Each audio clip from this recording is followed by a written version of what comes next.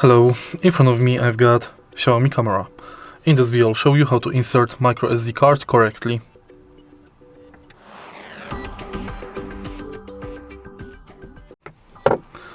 In the beginning, unplug your camera and push the lens upwards. Right here we've got the SD card slot. To connect the SD card correctly, place it with the laminate facing upwards and push it until it clicks. Now you can connect your camera back. It will automatically turn on.